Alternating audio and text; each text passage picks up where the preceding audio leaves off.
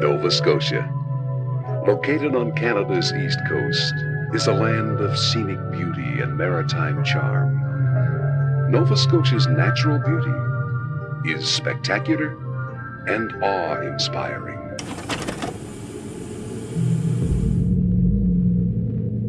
Walter Hubble had found himself in Canada, looking to debunk a supposed claim of the paranormal. He was an actor by trade, but had taken a personal interest in the world of the supernatural. He had seen a close friend of his being taken advantage of by a series of people who claimed to be mediums, and he found that he had a knack for pointing out flaws in their claims. He saw them as con artists, preying on the weak.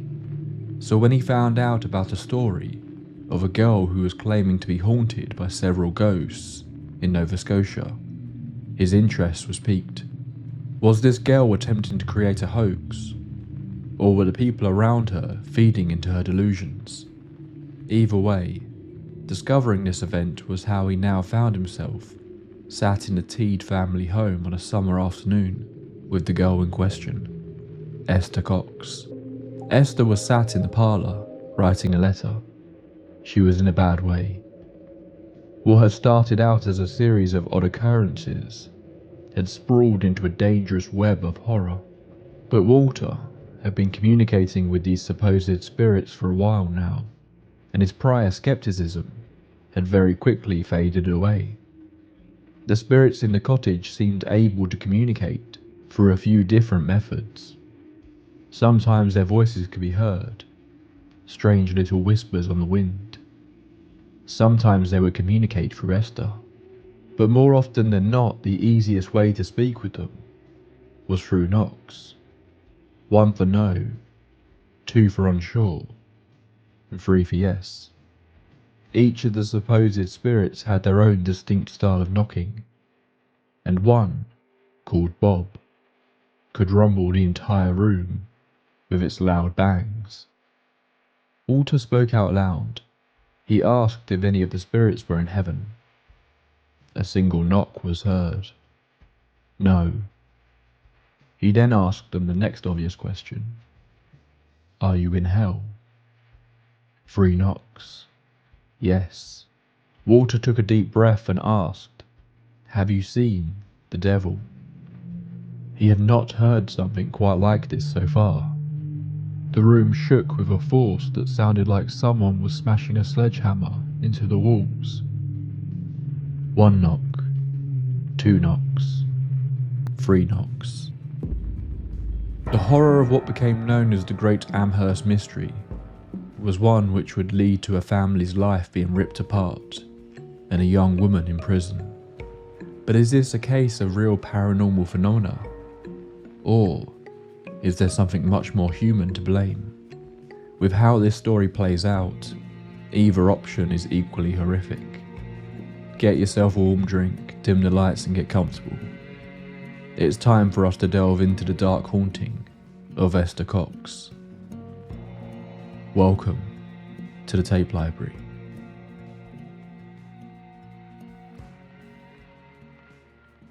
It was late in the summer of 1878 when the events began. Esther Cox was living in a 2-story house on Princess Street in Amherst, surrounded on both sides by near identical buildings. The setup there was rather busy. There was Esther, her sister Jenny, who she shared a bed with, their brother William.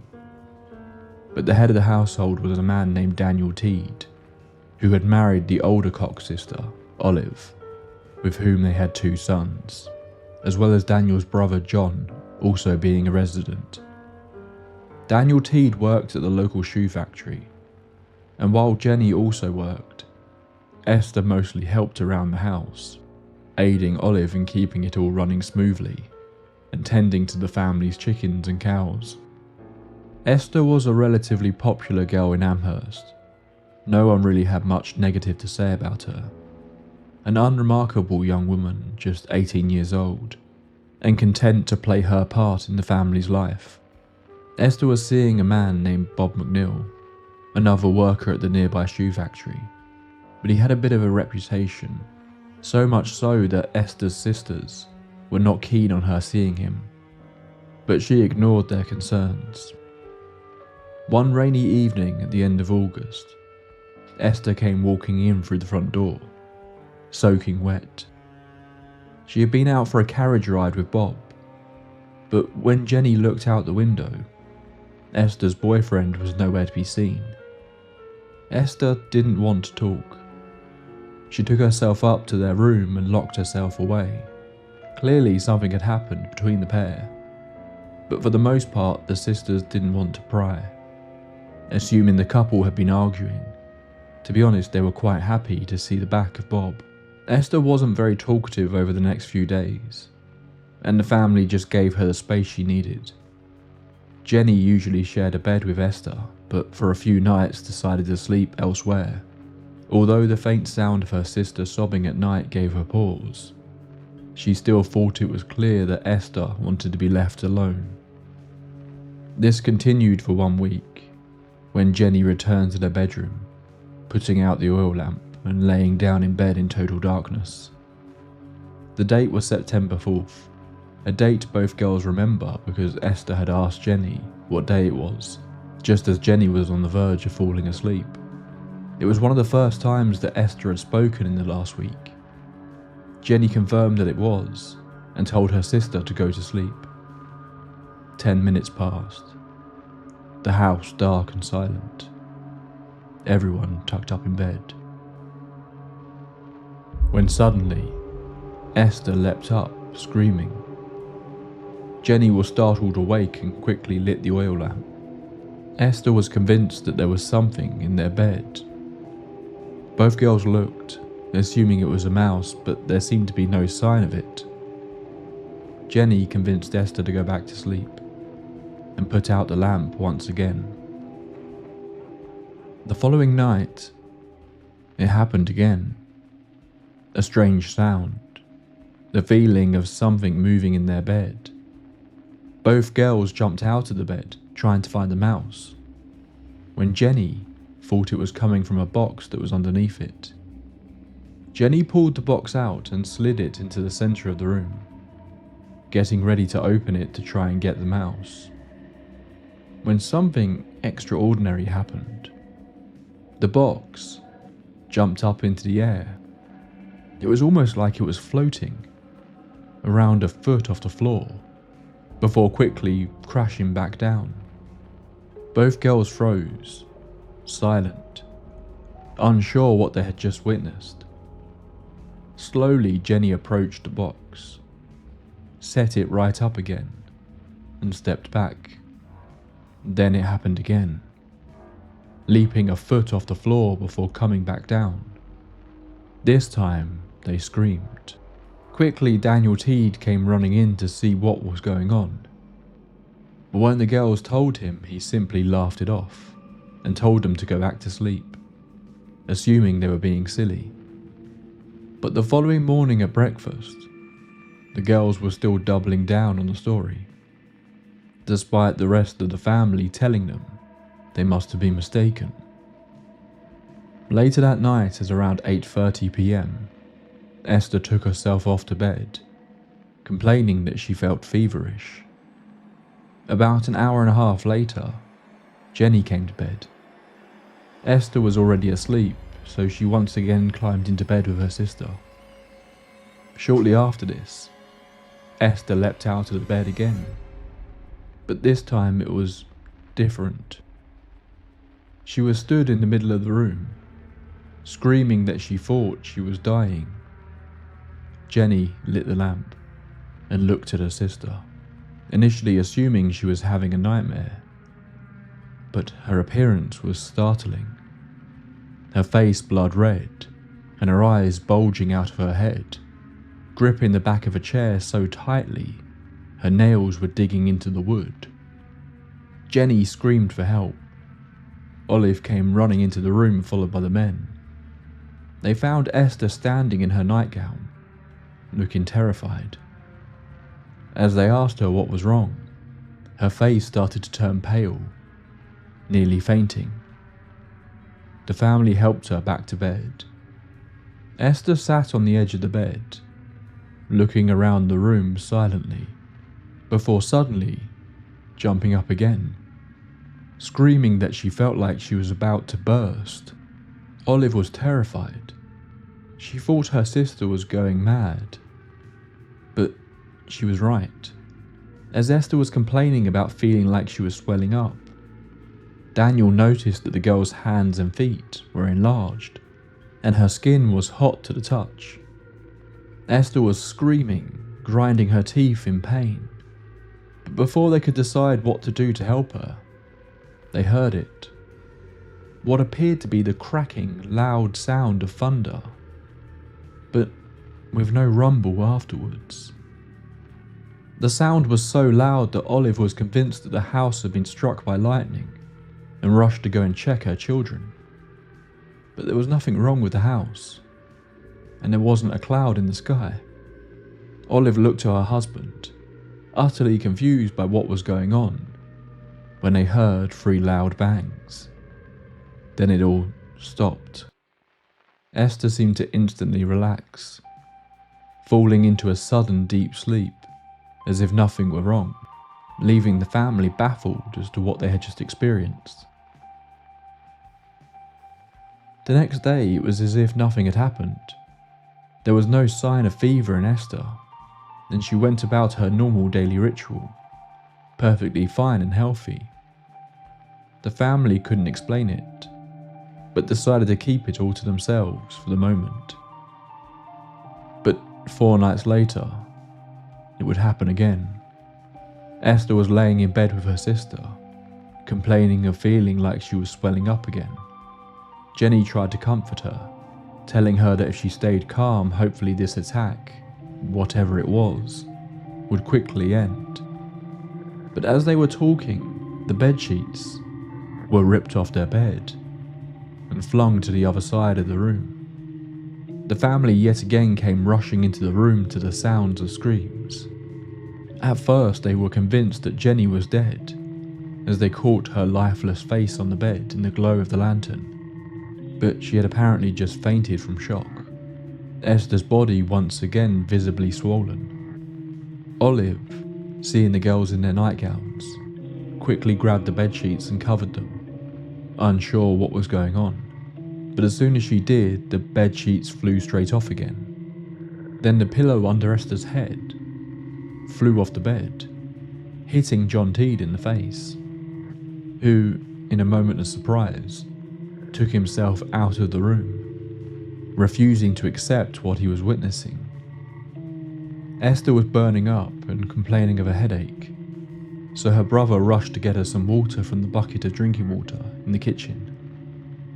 As William returned to the bedroom, the family yet again heard a series of loud bangs, so loud that it shook the room. Then Esther instantly relaxed and fell asleep. It was over once again. This time, the family knew they needed help. Daniel Teed stopped by in the morning to visit the local doctor, Dr. Carity, and explained exactly what had been going on. The doctor found Daniel's story ridiculous. It was clear the man was mistaken of what he had seen, but regardless, he assumed that something may be wrong with Esther, and he agreed to stop by that night. He didn't arrive until around 10 p.m. Esther was already in bed but hadn't suffered any sort of attack. The doctor checked all her vital signs but didn't believe her attacks were the result of an illness.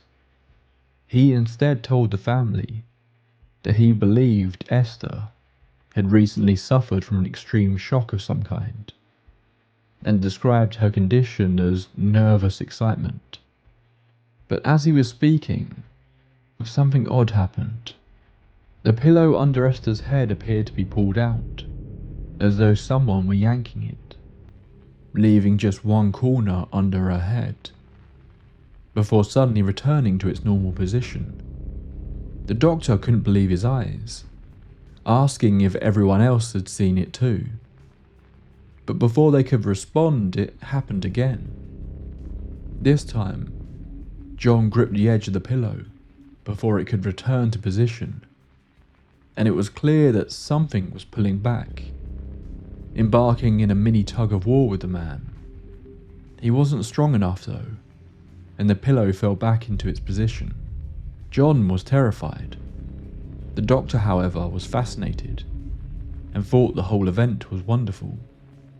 Then the banging started once again. The doctor searched the room, looking to see where it was coming from, but couldn't quite figure it out. One thing he did note though was that as he moved around, it felt like the sound was almost following him.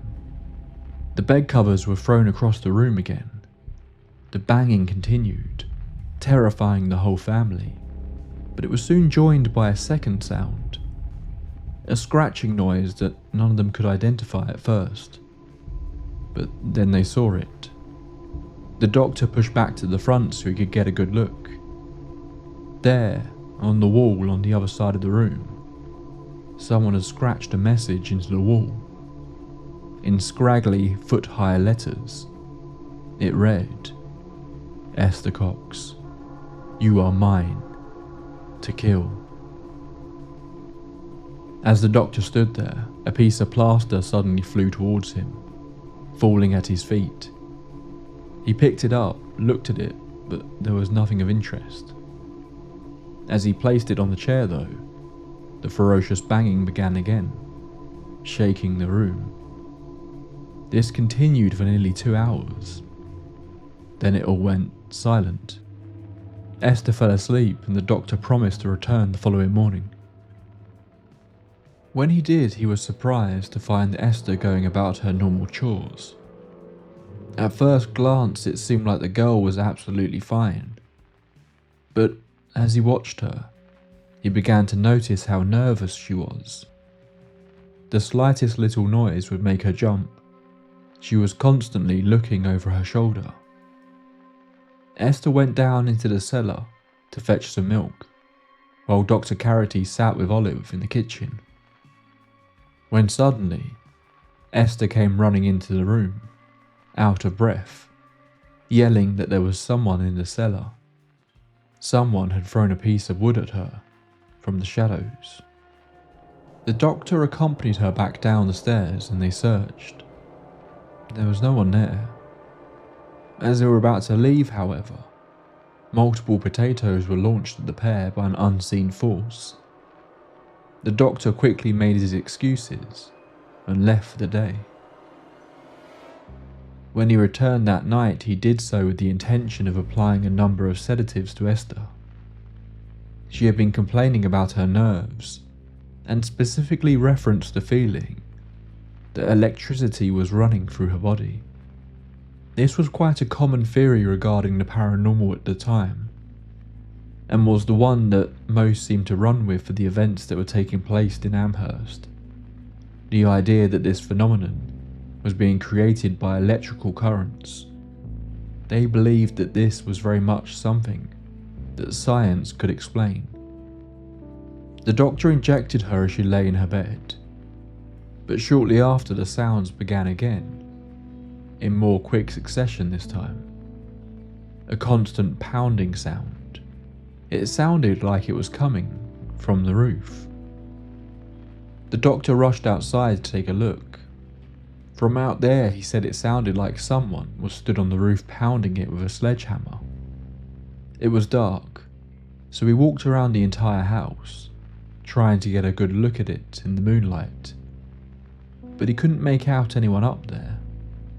The sounds though were so loud that he could still hear them when he was 200 yards away, and this is when the family's problems really got worse. The next morning, rumours were spreading about the strange noises coming from the house. The doctor returned each day to care for Esther, but the banging began happening during the day, drawing attention from passers-by on what was a relatively well-trodden road in Amherst. Soon the press got wind of it and began printing rather sensationalised stories about what was going on. As the weeks passed, more and more people became interested in what was happening. The already busy Teed home was full of visitors each day, wanting to see Esther, wanting to hear the sounds. It was actually a Reverend Clay who visited the house during this time that really began to push the idea of this being some sort of electrical phenomenon. That Esther was suffering some sort of nervous disposition, and that her body was acting almost like a battery. This electricity leaving her body was causing these bangs and the objects to move. Even stating at one point he witnessed a pot of cold water in the kitchen begin to boil all on its own. Both the doctor and the Reverend were clear. This was not a hoax, but that didn't mean it was the work of ghosts either. Although it wouldn't be long until whatever this was began to take on a personality. The crowds became so immense at times that the police had to be called in to control them. But at the heart of all this public attention was Esther, who was suffering immensely each night, despite the doctor's best efforts to keep her calm. Then her health took a sudden nosedive when she was diagnosed with diphtheria. Esther was confined to bed for 2 weeks, which, strangely, seemed to bring a temporary end to the activity. She then spent a further couple of weeks with another sister, and during this whole period, the Teed house stood silent. But when she returned, it all began again. It seemed apparent now that whatever this was, it was directly connected to Esther. This time though, it came with a new troubling detail. Esther began to hear voices. If these were out loud whispers on the wind, or entirely in her head, seems a little unclear, but a voice began to tell her that the house would be set on fire. She told Jenny one night as they lay in bed that she had been told this by a ghost who claimed it had once walked the earth but was now dead. Jenny, obviously a little worried, told Daniel. But he believed the Reverend's claims that this was all an electrical phenomenon, and said to the girl that electricity wouldn't start a fire on its own, unless in the form of lightning. As he was saying this though, a lit match fell to the floor next to him. Over the next 10 minutes this happened multiple times. Lit matches that seemed to fall from above, that the family would rush around trying to put out. This was when Jenny became convinced that whatever this power was, it could hear them. It could interact with them. As she explained this theory to the doctor, the bangs began again. This was when they realised it meant they could communicate with it. Initially, the doctor was able to get it to do simple things, like banging to demonstrate how many people were in the room. But over time, a method of communication was developed that allowed more detailed conversations to be had. Different numbers of knocks were used to answer questions. As the onlookers that would visit the house became aware of it, they increasingly would communicate with the entity too.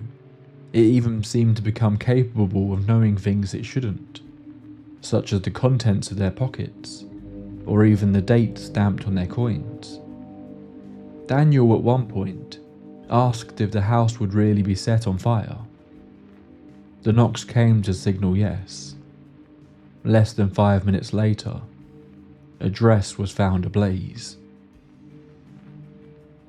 3 days later, Olive was working in the kitchen when she suddenly noticed smoke rising up from the cellar. No one was in there, but when she rushed down she found a bucket of wood shavings had been set alight. The water she had brought wasn't enough to put out the blaze, and she rushed out into the street screaming fire. Several men came running and were able to suffocate the flames with a rug. What had begun as a local curiosity was suddenly beginning to feel a lot more serious. Previously skeptical members of the community were slowly beginning to think this was real, that whatever this thing was, it had the intention of killing Esther. And if its primary method of doing this was fire, then the dusty, windy bay town of Amherst could easily be set ablaze under the right conditions if the Teed house burned. This sudden development in pyromaniac tendencies seemed to coincide with the phenomena taking on a darker turn overall. In the book on the case that we will discuss later, it suggested that at this time, Daniel Teed said the entity was torturing Esther in ways that were not fit for publication, leaving it up to the imagination of what these events could be. They now believed they were dealing with a spirit, and an evil one at that. One night the family were in the parlour, when Esther suddenly stood, staring off at a wall on the other side of the room, before quickly falling to the floor in fright. She began to scream at the others, yelling, "Don't you all see him too? There he stands. See, his eyes are glaring." Esther was claiming to see the ghost. She said he was laughing at her, and saying that if she didn't leave this house tonight, he would burn it to the ground. He would kill them all. Esther burst into tears. Daniel Teed believed he had no choice, but he wouldn't send Esther out onto the snow-covered streets for the night. He knew the neighbours were too scared to get involved, but there was a man in the area named John White, who he was sure would take Esther in. Daniel raced out into the snow to speak to John, who agreed to take Esther into his own home. It was January of 1879, 5 months since the haunting had begun, and now 4 weeks since Esther had been a resident of the Whites' home. And seemingly the activity had stopped. Esther's overall health and nerves seemed to be improving each day, and the community began to believe that this whole ordeal was finally over. But then, items began to go missing, and Esther began to hear the voices again. The banging started up. Fires were discovered in the White's family home. John White was scared to leave Esther alone at his house for this reason, and began bringing her to work with him at his saloon on Main Street. The customers all got a great kick out of having Esther predict things, like how much change was in their pockets. She always seemed to get the answers right, even if there was no way she should know. But with her spending time there, the activity began to take place in the saloon instead. Initially, it began by repeatedly opening the door of the stove. It would throw objects across the bar, move large items of furniture, but then it presented a dark representation of its power. John White's son Frederick was sat in the saloon one day, whittling down a piece of wood with his pocket knife, when suddenly it shot from his hands and into the back of Esther, who had been stood close by. The boy, in a blind panic, rushed over to help her, pulling the knife out of her back. Blood dripped down her dress, but it didn't seem to be a serious wound, luckily. The boy wiped the knife and carefully put it back into his pocket, but moments later it shot back out. Despite being closed and in his pocket, the knife was suddenly in Esther's back once again, in the exact same spot. There were several witnesses to this event, and the boy didn't know what else to do, so he simply locked the knife away in the cash drawer, hoping it wouldn't happen again. Eventually, Esther ended up moving to the farm of an elderly couple who agreed to take her in, and this time in the countryside seemed to lead to the activity dying down once again. Eventually, when Esther returned, it was believed that the ghost had finally left her alone. Esther continued to work at John White's saloon and moved back in with her family, but it didn't take long for it all to begin again. It was around March of that year that an outsider would get wind of this whole thing and get involved in the case. This was the aforementioned actor Walter Hubble, who was touring with an acting group when he read in a newspaper about what was being referred to as the Great Amherst Mystery. Walter had developed something of a side interest in the paranormal after a close friend of his had lost their mother, and in their grief he felt that a number of con artists had approached her, claiming to be psychics that could put her in touch with her dead loved one. Walter saw this as taking advantage of his friend, and was very successful in debunking their supposed communications with the dead. When he read about the Amherst mystery, he believed that he could prove this to be a bunch of nonsense too. But he also believed that there was money to be made here. He came up with the idea of taking Esther on tour, presenting her case to a live audience, with the girl at the centre of the Amherst mystery, there live on stage, before exposing how she was able to fool so many people. Hubble even began to contact John White, and arranged with him to take Esther on tour, even before meeting the girl. The first time he met Esther was in the Teed home. As they sat down to talk, he quickly became witness to the goings-on, the banging and scratching sounds. Esther informed Hubble that 2 of the spirits that now followed her were currently present. They even had names and identities now. These 2 were Bob and Maggie. She informed the skeptical man that he could talk to them, and they would respond with knocks. Sure enough, he did just that. He was able to get the knocks to tell him the time, to keep beat with a song he was whistling, to guess the date on the coin in his pocket. He carefully watched all of the family members as he did this, but could see no sign that any of them were doing anything to cause the sounds. Sure enough, Esther agreed to Hubble's idea of a tour, and along with John White, the trio set out to deliver a series of lectures on the great Amherst mystery. But early on, this all fell apart. When they presented their show in Chatham, there were mess in the street afterwards with an angry mob, who launched projectiles at them. After this incident, John White said this was in hindsight a bad idea, and they should call off the tour, fearing that one of them would be killed if they didn't. It may seem odd that Esther even agreed to this idea, but she seemed to like Hubble. If he had revealed his intention of debunking her claims or not seems unclear. But before he arrived, Esther was at a breaking point, considering taking her own life. This strange man rolling into town gave her hope that someone could help her. Someone could explain all this, and maybe even bring an end to it. While his plan to monetize the situation had fallen apart, Hubble was still fascinated by all of this, and arranged to stay with the family over the summer. Within 5 minutes of arriving in the Teed home to stay, his umbrella went flying through the air, and a carving knife narrowly missed his head. It appeared that whatever power was following Esther about was not happy that he was in the house.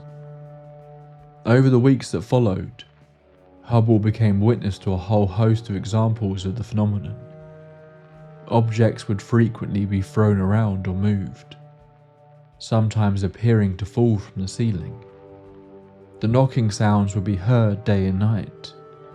He often was able to communicate with them through this method, as others had done before. Fires broke out on numerous occasions. One of the weirdest encounters was when Hubble began to hear what sounded like a trumpet being blown, but from seemingly no source. When he confronted the spirits about this, a small toy trumpet seemed to fall out of the sky and land on the floor. He also was witness to the phenomenon of the matches falling from the ceiling. The working theory from Hubble and others who had witnessed the activity was that these entities, whatever they were able to take objects in and out of our world into theirs at will, which caused a great deal of concern. Because if they were able to do this with inanimate objects, could they also do it with a person? Was this their plan with Esther? These events weren't happening rarely, and they were daily occurrences. But he began to notice something odd. The ghosts would rest on the Sabbath. The activity would virtually die out every Sunday, then return with vengeance each Monday. Hubble claimed that at one point he witnessed a young boy in the house, George, being attacked by an unseen presence that tore his clothes. It was noted that young George was the only person in the home other than Esther who also claimed to see the ghosts, describing them much as Esther did. By this point there seemed to be as many as 6 ghosts apparently following Esther about. She wouldn't always see them, but at random points they could appear. There was Maggie and Mary Fisher, who were sisters, Peter Teed, a relative of Daniel's, Jane Nichol, Eliza McNeil, and the one that caused Esther the greatest deal of concern, Bob Nichol, a person she described as a dirty-looking 60-year-old man who had worked in the town as a shoemaker. He was the one who would pound on the walls so loud it sounded like someone was attacking the home with a sledgehammer. He was the one who would often launch dangerous items through the air. He was the one who would start the fires. It appeared he was the one who wanted Esther dead so she could be his forever. They believed that it was Bob who was often in Esther and Jenny's bedroom at night. He would pull them out of bed, tear at their nightgowns, leaving bloody scratches and cuts over their bodies as he did. But he wasn't the sole violent entity. At times the other spirits were blamed for attacks on Esther. One saw a chunk taken out of her forehead with a knife. On 2 separate occasions, a knife was launched at her throat, which she blamed on Maggie. Hubble stated that on some mornings, he would sit there and pull pins out of Esther's skin that Bob had apparently pushed into her overnight. He also attempted various experiments during his time in the home. One night, there had been quite a lot of activity, mostly items appearing in the parlour from other parts of the house. He asked Esther to sit in front of him, look him directly in the eyes, and hold on to his hands. He said it felt like there was electricity passing through his arms the entire time he held Esther's hands. They sat like this for 15 minutes before Hubble asked Esther how she felt. She said fine. From her perspective, nothing was happening. But to Hubble, it felt like a tremendous energy was being pushed out from her body. So much so that after that 15 minutes were up, Hubble felt exhausted. He quickly took himself off to bed and slept solidly for 12 hours. Another apparent attack from Maggie happened one day when a pair of shears were launched at Esther's throat. When that didn't work, a fork shot across the room and embedded itself into the girl's forehead. That night, Esther seemed to go into something of a trance. Hubble described her eyes as set like a dying woman, lying perfectly rigid on her back, as she claimed to be talking with her mother in heaven, claiming that she could see many people who had lived in Amherst who had passed on, identifying individuals who were long dead and she shouldn't have known. Some nights the attacks grew so bad that Esther would scream that she wished she was dead through pained sobs. Esther believed it was only a matter of time before Bob, or one of the others, would murder her. Medicine didn't seem to have any effect on her. Prayer didn't help.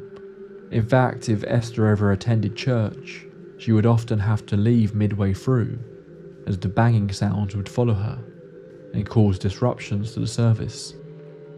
As the summer progressed, the activity seemed to grow worse and worse. William Cox and John Teed had enough and moved out of the house. The fires became so frequent that in the end the owner of the cottage, a Mr. Bliss, arrived one day to inform Daniel Teed that either Esther needed to leave or the entire family would be kicked out. The family felt they had no choice. so Esther was sent to the Van Amberg farm, the elderly couple she had stayed with previously. After she left, Hubble walked around the home, looking at the fire-damaged walls, the ruined furniture.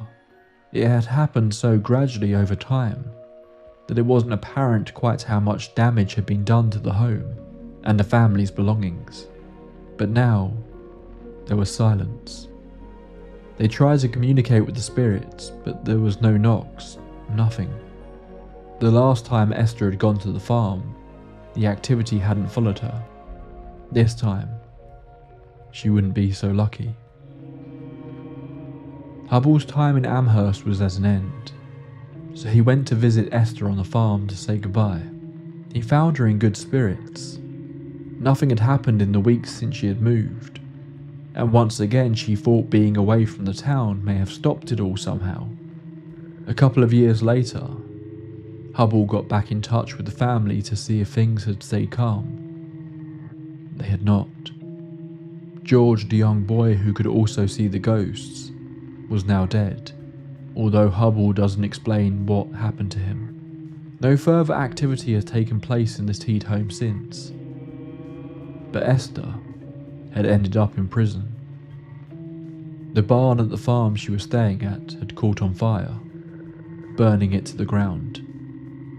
Esther blamed Bob, but she was arrested and sentenced to 4 months in jail, the judge believing she had been responsible for the fires all along. But the residents of Amherst believed her and kicked up such a fuss that Esther was released after just 1 month. This was the final straw for Esther though, who soon moved away. In a letter from Jenny to Hubble, she stated that Esther had started her own family far away from Amherst, and that the ghosts hadn't followed her. If that were true or not though, we can't say for certain. So what really happened? Well, there's a big part of this story that I've neglected to tell you up until this point. A piece of the puzzle that will likely be intriguing to both skeptics and believers alike. And that was the incident that appeared to have kick-started this whole activity. Just 1 week before the initial night in her bedroom, Esther had returned home from a date upset. She had distanced herself from the family. The doctor, who was the first witness outside of the family, said that he believed Esther had experienced a serious shock and initially blamed her sickness on this. It wasn't until late into Hubble's stay with the family that Daniel Teed revealed a story about Esther. The night she had returned home upset, she had been out for a ride with her then boyfriend, a man named Bob McNeil. Now, as I mentioned prior, McNeil had a bit of a bad reputation in town, but Esther seemed to like him, regardless of her sisters being more suspicious of the man. That night he rode her around Amherst, before turning down a road that led towards a marshy area and into the countryside. As they approached a small grove, McNeil suddenly dropped the reins and jumped down to the ground. Esther smiled, unsure what he was doing, but quickly her mood changed when she saw he had pulled something out of his coat pocket, a large revolver. He pointed it at Esther and started demanding that she get out of the buggy. If she didn't, he would kill her right there. Esther was terrified, but didn't want to step down from the horse. She began pleading with him to stop acting crazy and to take her home. As she did, the cloudy sky began to open and rain fell all around them. McNeil demanded again that she get out of the carriage.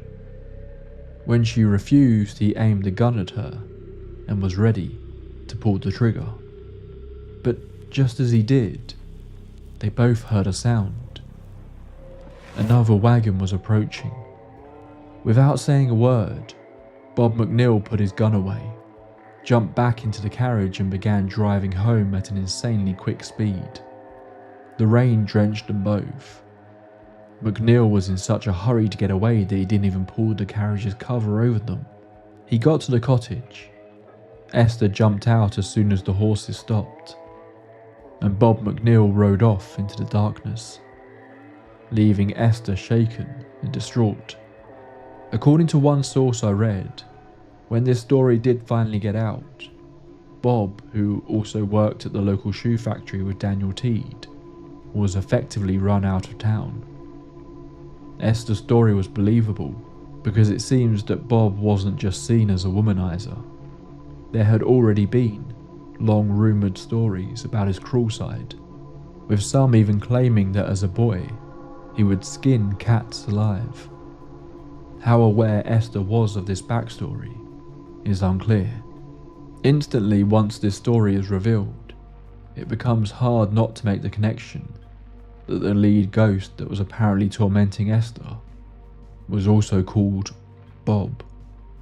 And one of the other ghosts that appeared later was also apparently a deceased relative of Bob McNeil's. Some began to suggest that Bob Nickel, the apparent ghost, was actually some kind of astral projection of Bob McNeil, that he has somehow worked out a way to torment Esther, ruining her life in a way he wasn't able to do physically.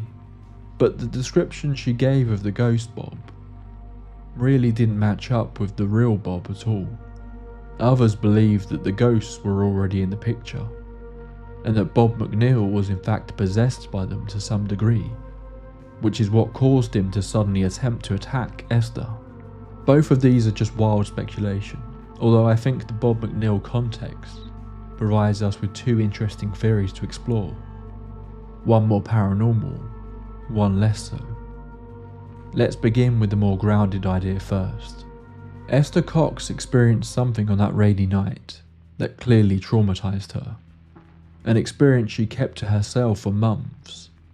An experience she struggled to talk about.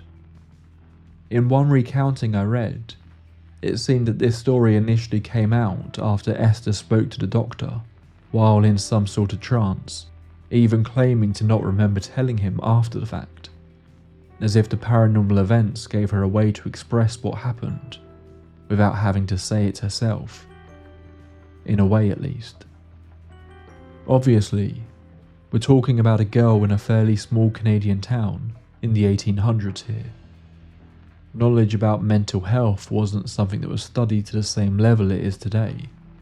Most people today would likely assume that the claims that Esther was making was due to shock and trauma, that she was unable to process these emotions, and began to act out by making up wild stories, stealing items, banging on walls, and even starting fires. But, of course, this doesn't really match up with the events of the Amherst mystery, as have been described.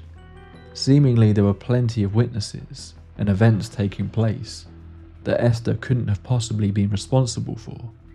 But we need to be careful here, because as is often the case, you have to question how much of this story we can believe.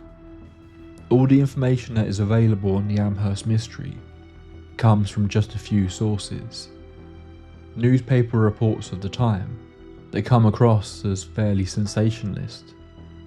Then there is a write-up from the American branch of the Society for Psychical Research that attempted to debunk the events, but was filled with numerous errors that make it equally tricky to take too seriously. Then we have our main source, the Great Amherst Mystery by Walter Hubble. While Hubble claims that his initial aim was to disprove the activity, he is pretty open about the fact that he intended to make money from this whole thing. Who is to say that after the failed tour, he saw more money in the idea of a book, and instead decided to lean into the horror rather than away from it, to sensationalize Esther's story to sell more copies. A few of the family members claim that Hubble's book isn't entirely accurate, that he has dressed up some events to make the book more sellable. What exactly they are referring to has seemingly not been explained in detail, although they did make the point that what took place was real, just that Hubble's recounting was more fantastical at times. I do wonder if this is maybe referring to his time staying in the home, where Hubble kept journals of the apparently high volume of events that were taking place.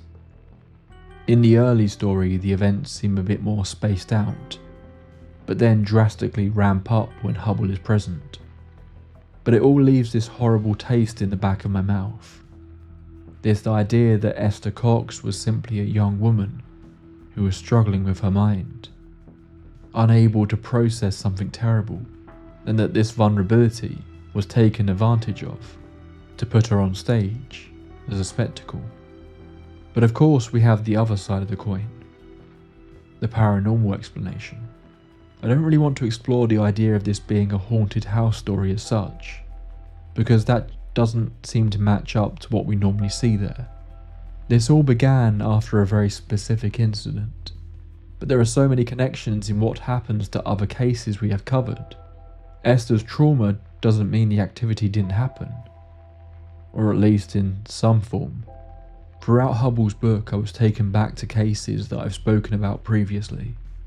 The Bridgeport poltergeist, Battersea, Enfield, even Jeff the talking mongoose. All of those cases share so many similarities to Esther's experience.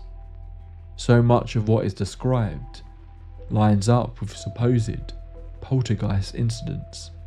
And of course, with poltergeists, we often run into the theory that these are not ghosts in the way we may imagine them, but something else. The human energy explanation for poltergeists is known as recurrent spontaneous psychokinesis, or RSPK, a theory popularized by parapsychologist William G. Roll when he was studying such cases in the 60s and 70s. Instead of ghosts, the idea suggests that disturbances in poltergeist cases, such as objects moving, knocks, fires, and even electrical issues, may be caused unconsciously by a living person under intense emotional stress. Researchers noticed these events often centered on one individual, typically a teenager or a young adult, experiencing trauma or major life changes. According to the theory, suppressed emotions build up and are released in physical ways, without the person realizing it. RSPK also explains common patterns in poltergeist cases. The activity often follows a person place to place. It happens around witnesses, and suddenly stops when the person's life situation changes, or the stress resolves, all of which can be identified in Esther's case. Of course, maybe it isn't any of these things. Maybe whatever this thing was, it wasn't something we can even really understand. A wavy, morphing power that seemed to react to the people who witnessed it, playing on their theories, playing on their fears, playing on their traumas. Whatever truly happened to Esther Cox, at this point we can never really know, only speculate. But seemingly, to this girl at least, and the people in her community who cared for her deeply, something was truly wrong. Something that seemed to come from another world. And whatever that was, all we can do is hope that Esther truly did find peace in the end. That's all for this entry into the tape library. This is one I've wanted to cover for a long time but kept getting pushed back, so I'm really glad I finally got to it. Just from a historical perspective, it's so interesting to spot all the similarities here that pop up in so many other paranormal cases across the decades.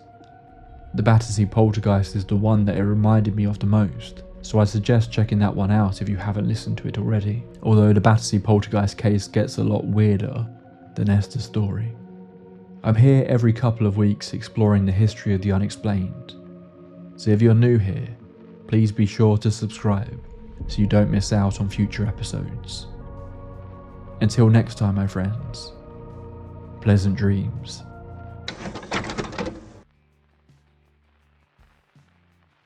This episode was made possible by my supporters on Patreon, who allow me to focus on bringing you all stories I find fascinating, rather than what I just